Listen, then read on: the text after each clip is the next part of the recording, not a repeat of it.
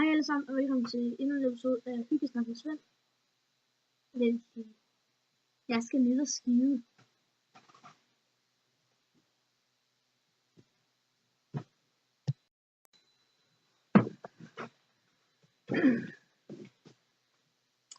Hej, nu er jeg tilbage på skideturen. Det var satme godt. Så lad os få startet episode 2. Hyggesnak med Svend. Let's get started. Okay, vi kan starte med at snakke om, hvad for musik? Ja.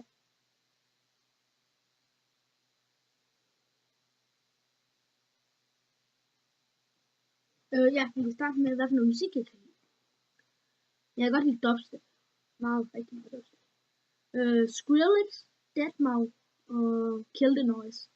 Jeg kan også godt lide Daft Punk. Det er godt nok ikke dubstep, det der. Jeg kan også godt lide Maroon 5. Det er heller ikke dubstep.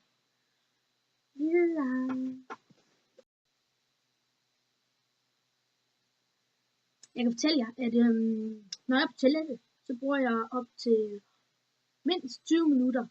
Eller, det er jeg nok ikke lige brug for at vide. Det klipper jeg ud.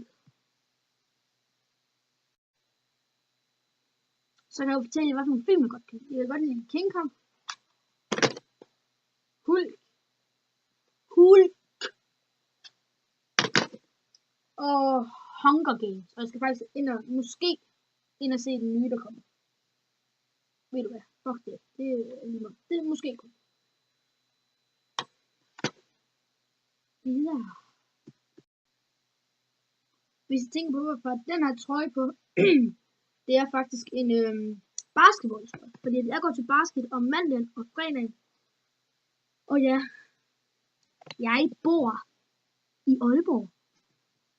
Ja, jeg bor i Aalborg, og jeg går til basket 2 gange om ugen, og ja, det er derfor, jeg har en basketballtrøje på.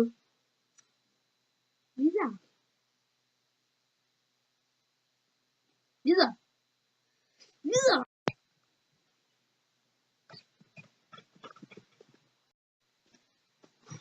Okay, det var måske lidt random, det der. En lille smule random. Det er fordi, jeg ved ikke lige, hvad mere jeg skal fortælle jer, hvad jeg skal snakke om. Vent her.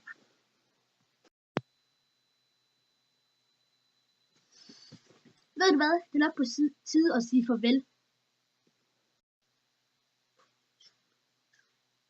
Ja, det var den her episode af Hyggesnak med Svend. Episode 2.